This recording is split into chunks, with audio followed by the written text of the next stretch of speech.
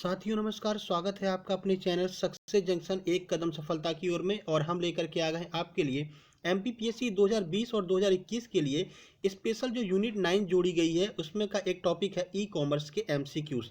देखिए e commerce आपको हर जगह देखने को मिल जाएगा, लेकिन उसके एमसीक्यूज आपको ढूंढने पड़ेंगे, तब बड़ी मुश्किल से आपके लिए एमसीक्यूज कहीं पर मिल पाएंगे। लेकिन हम आपके लिए स्पेशली एमसीक्यूज लेकर के आए हैं जिससे कि आपको ज़्यादा मेहनत नहीं करनी पड़े। तो आइए बिना समय गवाए हुए चलते सीधे पहले प्रश्न की ओर। हर एक प्रश्न के बारे में आपको डिटेल में जानकारी दी जाएगी और ये सारे के सारे नए प्रश्न हैं जो आपको केवल सक्सेस जंक्शन पर ही देखने को मिलने वाले हैं। तो चलिए चलते हैं सीधे पहले प्रश्न की ओर। तो ये आ रहा है आपके सामने, आपका पहला प्रश्न है, भारत में ई कॉमर्स का जनक किसे कहा जाता है? ऑप्शन ए है ई श्रीधरन, ऑप्शन बी है के बैट्सवरन, ऑप्शन सी है पी जे कुरियन, या फिर ऑप्शन डी है इनमें से कोई नहीं। आइए आंसर देखते हैं, फिर आपको इस प्रश्न के बारे में बताते हैं। तो इसका आंसर है बी, यानी कि के बैट्सवरन को जो है भारत में ई कॉमर्स का जनक कहा जाता है। आइए इनके बारे में कुछ जानकारी आपको देते हैं। तो 1999 में फैब मार्ट कंपनी खोली गई और भारत में ई कॉमर्स का सूत्रपात किया गया। यानी कि भारत में जो है e commerce, Fab Mart company पहली ऐसी कंपनी है जिसके द्वारा भारत में ई कॉमर्स को चालू किया गया था। और सन 1999 में ई कॉमर्स को चालू किया गया था भारत में, किसके द्वारा? तो के बैट्सवरन के द्वारा यहाँ पर चालू किया गया था भारत में ई कॉमर्स। ठीक है, महत्वपूर्ण ये प्रश्न है सारे के सारे आपकी परीक्षाओं की दृष्टि से। चलिए प्रश्न नंबर 2 की ओर चलते हैं। प्रश्न नंबर 2 है, रक्टून किस देश की ई कॉमर्स कंपनी है? ठीक है, ऑप्शन ए है फ्रांस, ऑप्शन बी है जापान, ऑप्शन सी है चीन और ऑप्शन डी है ब्रिटेन। आइए आंसर देखते हैं इसका।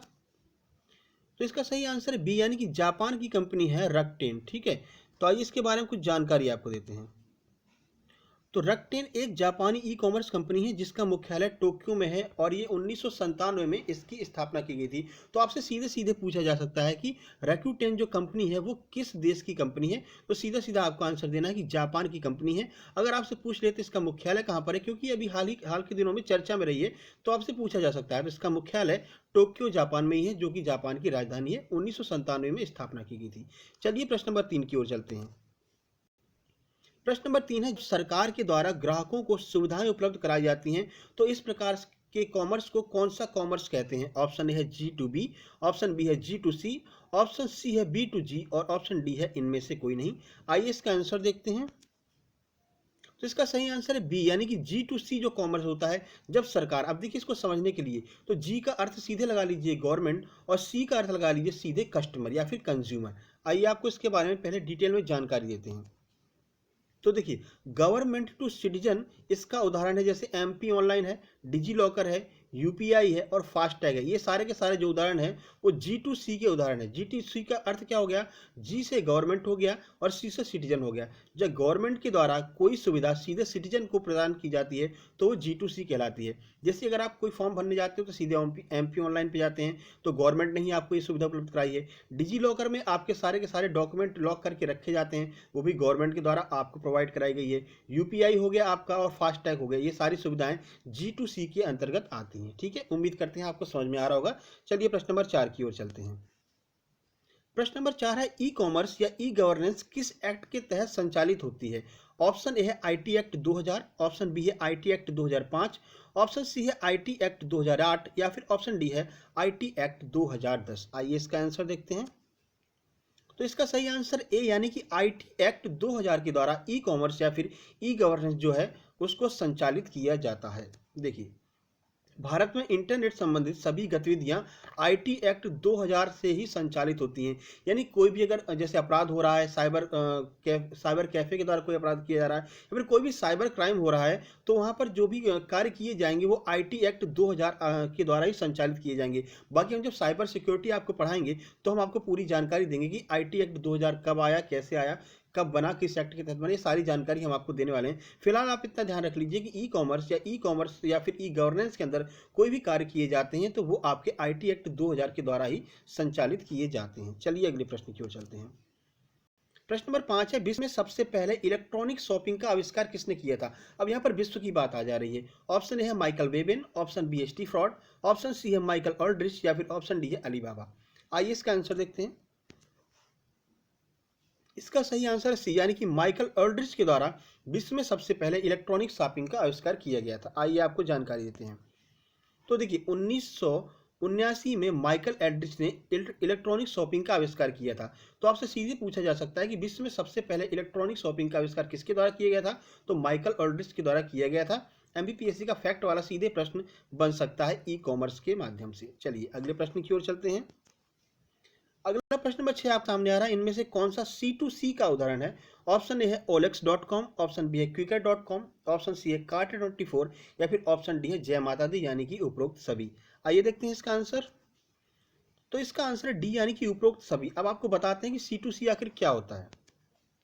तो देखिए, जब उपभोक्ता से उपभोक्ता के मध्य व्यापार होता है, यानी सी मतलब कंज्यूमर और फिर दूसरे सी का मतलब भी कंज्यूमर हो गया। अब देखिए कैसे, जैसे कि किसी को किसी चीज़ की ज़रूरत है, ठीक है, जैसे मैं अपना मोबाइल परचेज कर मैं अपना मोबाइल सेल करना चाह रहा हूँ, ठीक है, और किसी को मोबाइल खरीदना है लेकिन सेकंड हैंड खरीदना है, तो हम क्या करेंगे, हम अपने मोबाइल का जो एडवर्टीजमेंट है उसको OLX पे डाल देंगे और सामने वाले जिसको खरीदना होगा वो OLX पे सर्च करने आएगा कि हमें मोबाइल परचेज करना है। तो यहाँ से क्या हुआ, हम भी कंज्यूमर थे और सामने खरीदने वाला भी कंज्यूमर था, तो दोनों ने मिलकर के व्यापार किया। तो इसी को कहते हैं C2C। अब ये कंपनियां कौन सी हैं? तो OLX.com, Quikr.com और Cart24, ये तीनों की तीनों कंपनियां जो हैं वो C2C का ही उदाहरण है। उम्मीद करते हैं आपको समझ में आ रहा होगा। चलिए प्रश्न नंबर 7 की ओर चलते हैं। प्रश्न नंबर 7 है, पहली किताब जो ऑनलाइन खरीदी गई थी वो किताब कौन सी है, ये आपसे पूछा जा रहा है।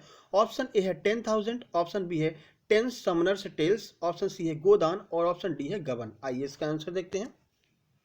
तो इसका आंसर है बी यानी कि जो 10 समनर्स टेल्स है, ये किताब पहली बार ऑनलाइन परचेज की गई थी।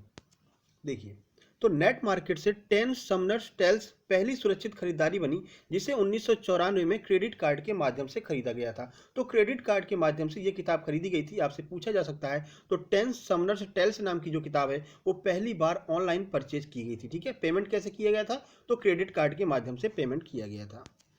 चलिए प्रश्न नंबर 8 की ओर चलते हैं। तो अमेजॉन कंपनी के वर्तमान सीईओ कौन है, ये आपसे पूछा जा रहा है। ऑप्शन ए है पीरो एमिकर, ऑप्शन बी है एंडी जस्सी, ऑप्शन सी है जैक मा और ऑप्शन डी है सचिन बंसल। आइए इसका आंसर देखते हैं।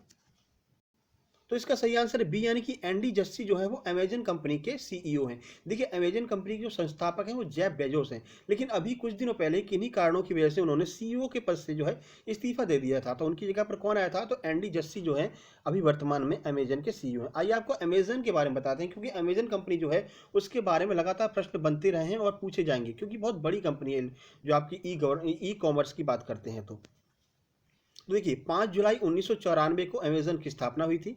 मुख्यालय कहाँ पर है? तो वॉशिंगटन डीसी में मुख्यालय है। और भारत में जो हेडक्वार्टर है वो कहाँ पर है? तो भारत में बेंगलुरु, जिसे सिलिकॉन सिटी भी कहते हैं, तो बेंगलुरु में अमेजन का इस जो है आपका मुख्यालय है भारत में। ठीक है, और विश्व में जो मेन हेडक्वार्टर है वो कहाँ पर है? वॉशिंगटन डीसी में है। चलिए प्रश्न नंबर 9 की ओर चलते हैं। तो ये आ रहा आपका आपके सामने प्रश्न नंबर 9। उस उत्पाद को बेचना क्या कहलाता है जिसका निर्माण कोई और करे और डिलीवरी कोई और करे? ठीक है, ऐसे उत्पाद को बेचना क्या कहलाता है? ऑप्शन ए है ड्रॉप शिपिंग, ऑप्शन बी है सब्सक्रिप्शन, ऑप्शन सी है एम कॉमर्स या फिर ऑप्शन डी है इनमें से कोई नहीं। आइए आंसर देखते हैं। तो इसका सही आंसर है ए यानी कि ड्रॉप शिपिंग। अब देखिए, जिसका निर्माण कोई और कर रहा है और डिलीवरी कोई और करेगा, तो इससे कैसे आप समझ सकते हैं, आइए आपको बताते हैं। तो देखिए, अमेजन और फ्लिपकार्ट इसके बिल्कुल सही उदाहरण है। यानी कि निर्माण तो कोई और करता है। जैसे मान लीजिए किसी चीज़ की हमें ज़रूरत है, हम सीधे वेबसाइट पे गए, हमने कहा कि हमें ये फ़ोन परचेस करना है, ठीक है, और हमने अमेजन पे अपना ऑर्डर लगा दिया। अब देखिए, अमेजन क्या करेगा, केवल उसको ला करके हमें देगा, लेकिन उसको बना कौन रहा है? तो बना तो कोई और रहा है। जैसे मान लीजिए हमें नोकिया का मोबाइल चाहिए, तो उसको नोकिया कंपनी वहाँ पर बना रही है, ठीक है, उस प्रोडक्ट को मार्केट में लाई। मार्केट में हमने किससे ऑर्डर किया? तो अमेजन से ऑर्डर किया। तो अमेजन क्या करेगा? उस प्रोडक्ट को वहाँ से उठाएगा, ठीक है, वहाँ पर अपनी जो भी डिलीवरी, कैश डिलीवरी होगी या कैश ऑन डिलीवरी जैसे ही होगा, वहाँ पर उसको पैसे देंगे। उसके बाद वो सीधे अमेजन के माध्यम से हमारे पास में आ जाएगा। तो बना कोई और रहा है और डिलीवरी कोई और कर रहा है। तो इस प्रकार के कॉमर्स को क्या कहते हैं? तो इस प्रकार के कॉमर्स को ड्रॉप शिपिंग कहते हैं। आपसे सीधे पूछा जा सकता है कि ड्रॉप शिपिंग क्या होता है। 1 से 2 नंबर में आपको एमपीपीएससी मेंस में भी लिखने को यह प्रश्न आ सकता है। ठीक है, तो ड्रॉप शिपिंग का मतलब उम्मीद करते हैं आप समझ चुके होंगे। चलिए प्रश्न नंबर 10 की ओर चलते हैं। प्रश्न नंबर 10, अगस्त 2018 में किस भारतीय कंपनी ने अपने 81% शेयर अमेरिकी कंपनी वॉलमार्ट को बेच दिए थे? ऑप्शन ए है फैबमार्ट, ऑप्शन बी है इंडिया मार्ट, ऑप्शन सी है फ्लिपकार्ट या फिर ऑप्शन डी है अलीबाबा। आइए इसका आंसर देखते हैं। तो इसका सही आंसर सी यानी कि फ्लिपकार्ट ने अपने 81% जो शेयर हैं वो अमेरिकी कंपनी वॉलमार्ट को बेच दिए थे। आइए फ्लिपकार्ट के बारे में आपको कुछ जानकारी देते हैं। देखिए, फ्लिपकार्ट के जो संस्थापक हैं वो कौन है? सचिन बंसल हैं। मुख्यालय फ्लिपकार्ट का 2 है, एक सिंगापुर में है, एक बेंगलुरु में है।